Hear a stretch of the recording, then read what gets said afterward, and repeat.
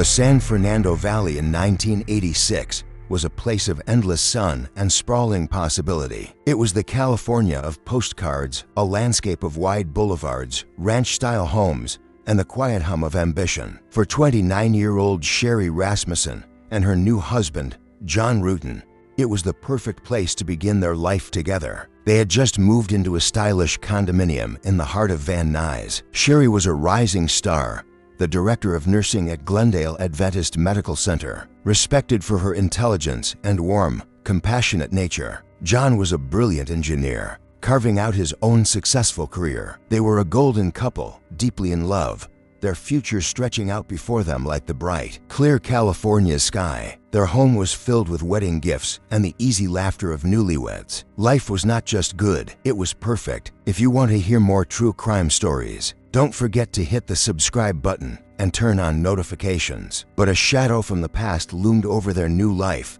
a shadow John believed had faded, but which Sherri could not seem to escape. The shadow had a name: Stephanie Lazarus. Lazarus was a fellow student John had dated in college. Their relationship had been intense, but John had broken it off, recognizing that their futures lay on different paths. He had fallen in love with Sherri. Lazarus, however, had not let go. She was an imposing figure, a physical powerhouse who had become a patrol officer with the Los Angeles Police Department. Her obsession with John was relentless. She would show up at his mother's house in tears. She would appear unannounced at the condo he now shared with Sherri. On one occasion, Sherri came home to find Lazarus inside, in her LAPD uniform. They're under the guise of talking to John. The confrontations were unsettling. Sherri, a woman known for her confidence, confessed to a friend that she was afraid of this woman, this police officer who refused to accept that the man she loved had moved on. The morning of February 24, 1986, began like any other. The California sun was already warming the pavement as John Rutan prepared to leave for work. Sherri, who had called in sick with a back injury sustained at an aerobics class, was resting at home. They said their goodbyes, the casual, loving farewell of a couple secure in their world. The day was quiet. Neighbors heard nothing out of the ordinary, just the distant sounds of a city waking up. But inside the sanctuary of their home, a brutal, desperate struggle was unfolding. A fight for life waged against an intruder fueled by years of jealousy and rage. At the end of that struggle, 3 gunshots echoed, unheard by the outside world, and the bright future of Sherri Rasmussen was extinguished. Later that evening, John Rutan returned home. The first thing he noticed was the garage door, standing wide open. A flicker of unease. Then he saw it, the broken glass of the sliding door. His heart began to pound in his chest. He stepped inside, calling Sherri's name. The silence that answered him was heavy, absolute. The living room was in disarray. And then he found her. His vibrant, beautiful wife was dead on the floor, the victim of a savage attack. In that moment, John Rutan's world, the perfect life they had built together, was irrevocably shattered. The initial LAPD investigation in 1986 was swift, confident, and catastrophically wrong. When detectives from the Van Nuys division arrived at the crime scene, they saw signs of a struggle and a ransacked bedroom. Sherri's purse was missing, and her new BMW, a wedding gift from her parents, was gone. To them, the case looked open and shut, a daytime burglary gone horribly wrong. They theorized that 2 male burglars, surprised by Sherri's presence at home, had panicked and killed her. But the clues that contradicted this theory were everywhere. High-end electronic equipment, including a new VCR, sat untouched. More importantly, the violence inflicted upon Sherri was deeply personal. She had been brutally beaten and shot 3 times, and there was a bizarre, vicious bite mark on her arm, a sign of a struggle far more intimate than a typical burglary. Sherri's heartbroken father, Nuys Rasmussen, pleaded with the lead detective, Lyle Mayer. He told him about his daughter's fear, about the obsessive ex-girlfriend who was an LAPD officer. He gave them her name, Stephanie Lazarus, but the detectives dismissed him. They were convinced they knew what had happened. The name of one of their own officers was never written down, never investigated. The bite mark was swabbed, but with no DNA technology available, it was simply filed away. The case, mislabeled and misunderstood, quickly went cold. to understand why a grieving father's desperate pleas were so easily ignored, one must understand the culture of the Los Angeles Police Department in the 1980s. Under the leadership of the formidable and controversial Chief Daryl Gates, the LAPD was molded into an aggressive, quasi-military force. It was the era of the battering ram, of confrontational policing, and of an unshakable us versus them mentality. Within the department, a powerful code of conduct reigned supreme.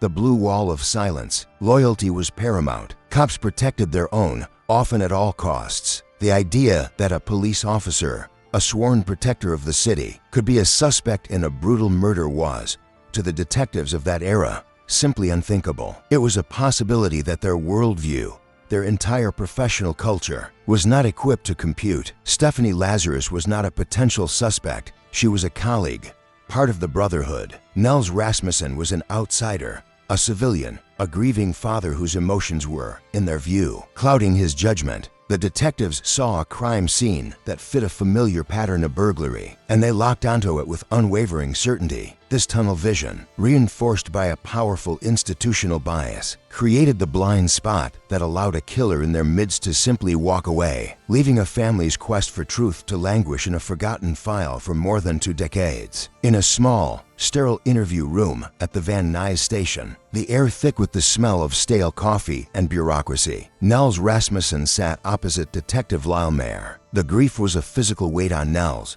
his face a mask of exhaustion and sorrow. But beneath the grief was a current of fierce, paternal resolve. He had brought a notepad, his thoughts methodically organized. Mayer, for his part, leaned back in his chair, an air of professional detachment about him. A man on autopilot, dealing with another emotional next of kin. Nuys began, his voice steady despite the tremor of rage he felt. He spoke of his daughter, of her kindness, her professionalism, and her recent marriage. Then he got to the point. He detailed Stephanie Lazarus's behavior, not as a grieving father's vague suspicions, but as a series of specific, alarming events. He described Lazarus showing up at Sherri's workplace in uniform to confront her. He recounted the tearful, desperate phone calls John had received. He explained that this wasn't just a jilted ex-girlfriend. This was an obsessive, unstable individual with a badge and a gun. Mayer listened, his expression unchanged, occasionally jotting a note. When Nuys finished, the detective sighed, a weary, condescending sound. He explained that all evidence pointed to a burglary, that domestic angles were always considered. But in this case, the signs were clear. He talked about transient criminals, about the randomness of urban life. He treated Nuys's carefully presented information as the rambling of a man overwrought with grief. Nuys pushed back, his voice rising. He insisted they were ignoring the most obvious lead, but he could see it in the detective's eyes.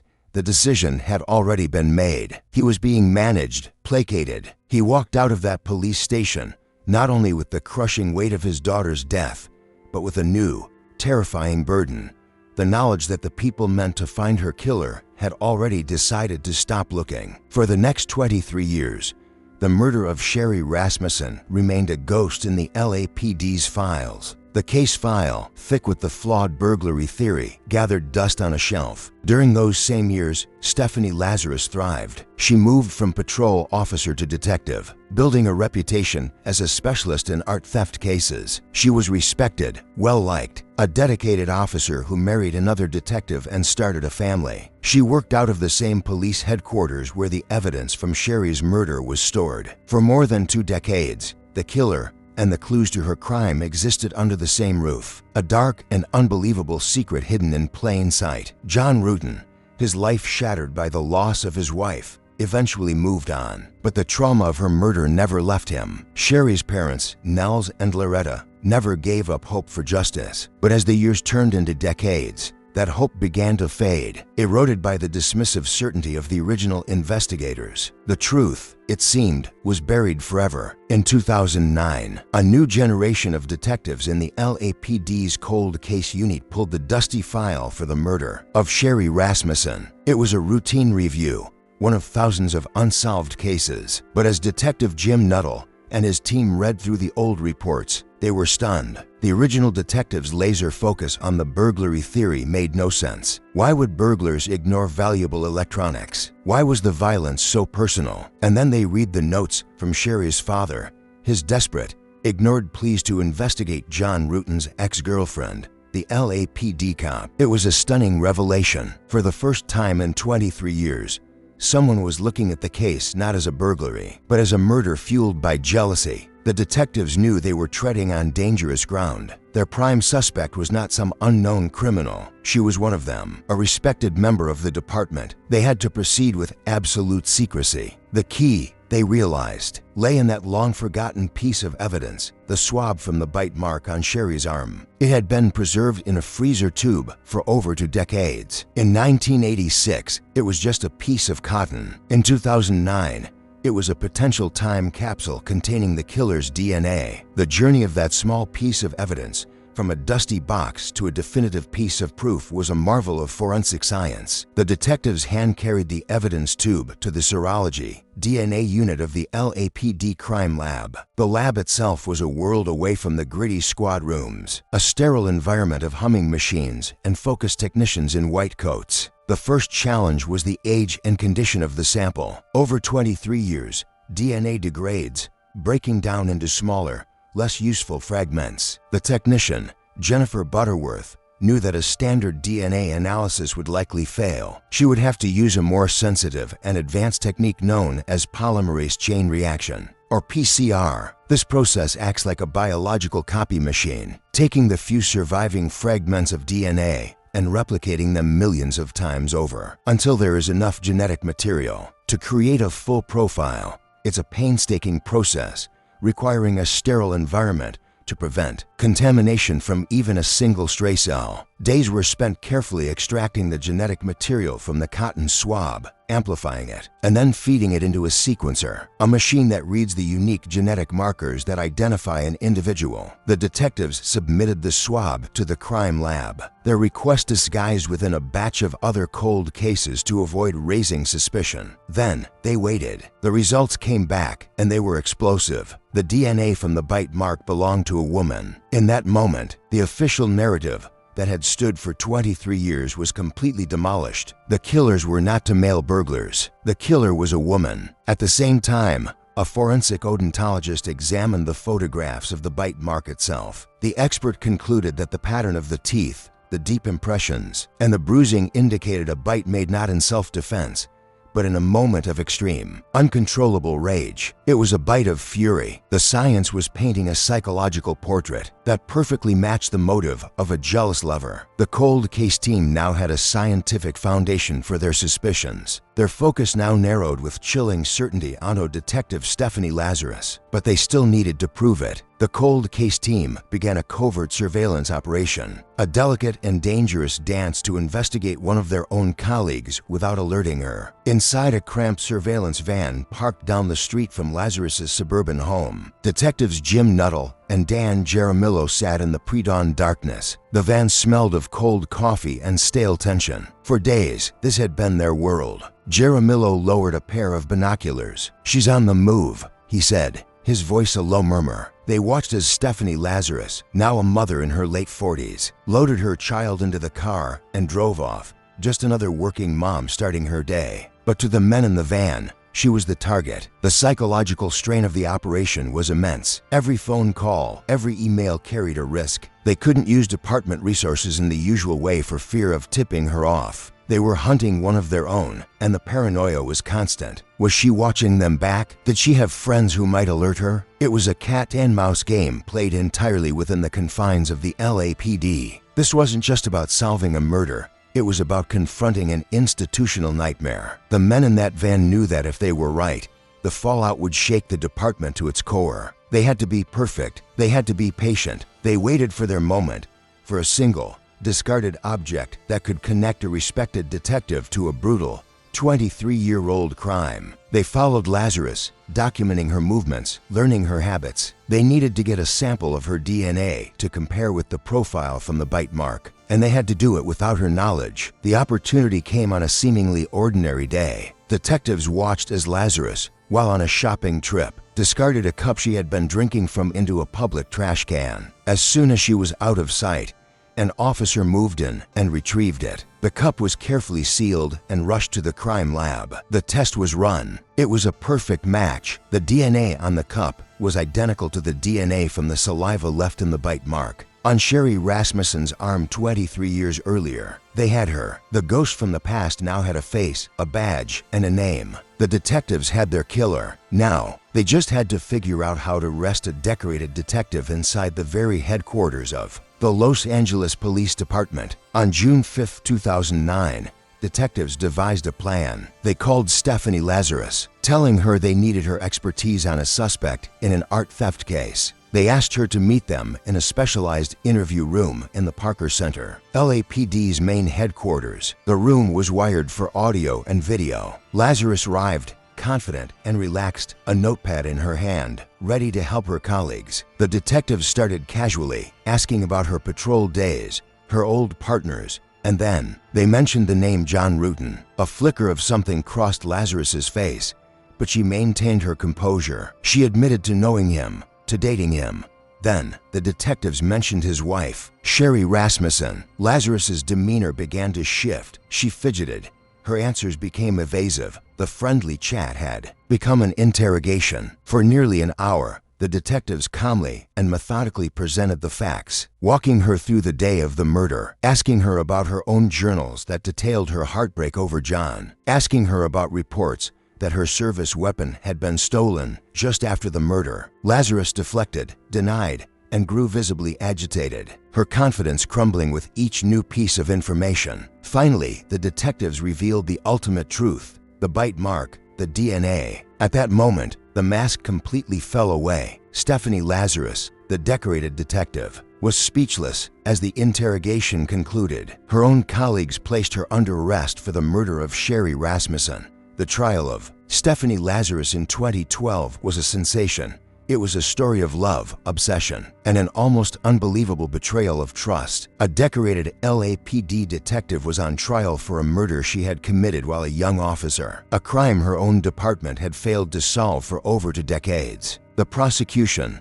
led by Deputy District Attorney Shannon Presby, knew they had the science on their side, but they also needed to tell a human story. Their closing argument was the culmination of that effort, a narrative designed to transport the jury back to 1986. Presby stood before the jury, not with anger, but with a quiet, solemn intensity. He spoke of Sherri Rasmussen, not as a victim in a crime file, but as a woman full of life and love, on the cusp of a beautiful future. He then painted a vivid picture of the evidence, piece by piece. He described Nuys Rasmussen, a father whose instincts were right all along, but whose voice was silenced by a wall of institutional arrogance. He held up the photograph of the bite mark, calling it a signature of rage, a story told not in ink, but in flesh. He walked the jury through the science, explaining how a single, microscopic cell, preserved by chance and uncovered by diligence, had survived for 23 years to speak the truth. He pointed at Stephanie Lazarus and described a woman consumed by an obsession so powerful that she was willing to shatter a family, betray her badge, and live a lie for more than 2 decades, all to destroy the happiness of a woman who had what she wanted. He concluded by asking the jury to do for Sherri Rasmussen what the original investigators had failed to do,